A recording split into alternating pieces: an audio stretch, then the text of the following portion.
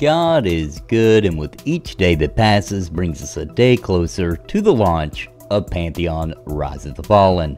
If you're new to the NAPALM channel, please consider subscribing, especially if you're interested in Pantheon or old school MMO related content on our march to launch. Today, guys, I want to talk about the EverQuest progression servers for both EverQuest and EverQuest II.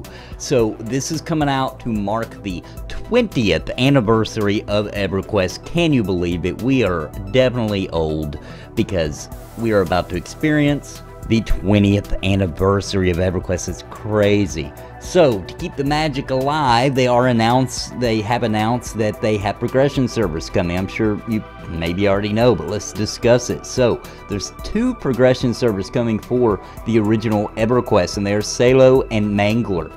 Let's talk about these. Now, first of all, before I get into it, both of these servers are what they call true box progression servers. So what that means is, yes, you can still multi-box, but you'll have to do it the old school way. In other words, you'll have to do it with multiple computers instead of just multiple instances of EverQuest open on the same computer. So kind of an old school kind of true box, as they're calling it.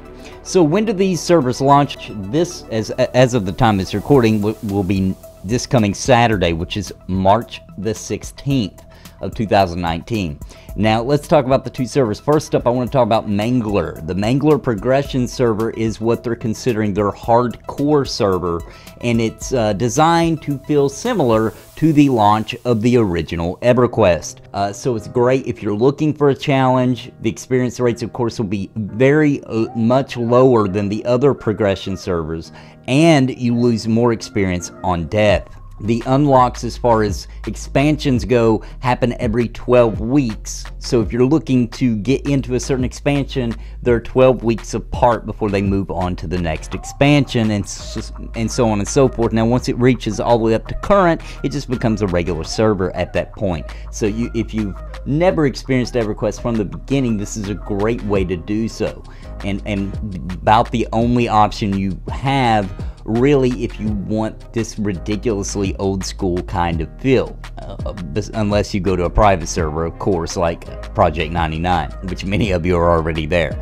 So to play on any of these progression servers I'm going to be talking about today, you do have to have a membership to All Access, which is basically just their monthly fee in order to access these. These are not free to play servers. The other server coming to EverQuest is Salo, which Salo is what you would refer to as a more casual progression server. So experience is faster, experience gain.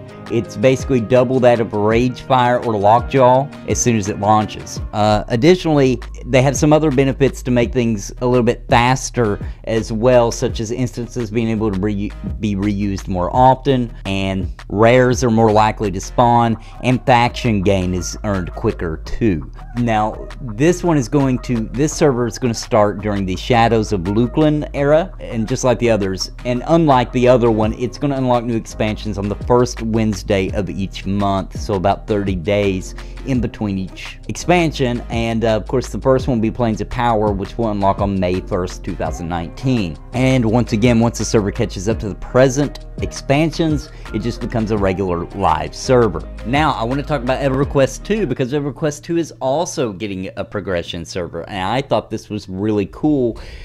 And I know that EverQuest II isn't hardly even barely similar to the original EverQuest, but EverQuest II, I was there at launch, and I had a lot of fun with it. I really liked it back then. So in EverQuest II, we are also getting a progression server called Kaladin. This will also launch on March 16, 2019, so at the time of this recording, this coming Saturday. It is a time-locked expansion where the expansions unlock automatically. They're doing something different, however, with the collection quests. So these reward 3 new achievements from each expansion, aside from the normal collection quest rewards and achievements that are provided. So you get new rewards and titles that are unique only to this server. But then once you get them, you can apply them to all the characters on your account, so you have them unlocked on other characters you may have on different servers. So also Kaladin is changing up the heritage quests. So now when you complete a heritage quest on this server specifically, it will not only provide the quest reward, but you also get an additional reward on every server you play on. Now on this one, content as far as expansions will be unlocked every 16 weeks. So when it launches here on Saturday, we'll have 16 weeks of classic EverQuest II vanilla EQ2. And then 16 weeks of the Desert of Flame, 16 weeks of Kingdom of Sky, and so on and so forth. Now, any content that's released in between the expansions, like adventure pack contents, etc., will release 8 weeks after its corresponding expansion has released. So right in between, you'll get an adventure pack, etc. So the example given is that 8 weeks after Kingdom of Sky is released, you'll have access to Fallen Dynasty. Now keep in mind, they are going to have all the races unlocked, because some of these races weren't there in the original EQ2, but they will be unlocked, but not all the classes will be. For example, the Channelers and Beast Lords are out of progression for Caledon server. So these newer classes will not be included, as their newer spells and playstyles are out of place for this original journey. So if you wanted to play a Channeler or Beast Lord, you have to wait till we get there, because they're not going to be available at launch. I think that they were afraid of unbalancing issues and things like that. Now they have also balanced out some itemization as well, in order to fit the server's progression style and be more similar to the original item stats from the vanilla EQ2. So itemization will change drastically, they say, from Shattered Lands to Velius. Now this, combined with a major encounter balance and player ability update, will restore more of the classic feel of the original launch. And also, this is kind of crazy, they're going to be reopening the hoods and villages for Caledon, like Big Ben, Long Shadow Alley, and the Bobbleshire and Nettleville. So quest content in those villages will remain changed, but the hoods themselves will be there to access and reminisce. And they say that in time, these hoods will also be available for all the other servers. That's kind of crazy. I didn't expect that. Now also, they've done some changes with the familiars. They've also deemed those out of progression, and they will not drop on Caledon. And they will not be available for purchase on the server either. And of course, just like the others, you do have to have the all-access membership, monthly fee, become a member of it in order to access this server. So guys, that's what we got. I hope to see you there on March 16th, this coming Saturday. I'll be there. I'm actually going to give EQ2 a shot on a progression server, because it's been so long, so ridiculously long, and I've not played a progression server on EQ2 at all. So I'm definitely going to do that. Some other people in the community have been talking about they want to fire up a character on it, so I think I'm going to be doing that. I'm going to get on there, and I'm going to make me a Paladin probably, but we'll see. I may mix it up. I don't know. I'll have to think about that. But I definitely had a lot of fun with my Paladin back when EQ2 launched.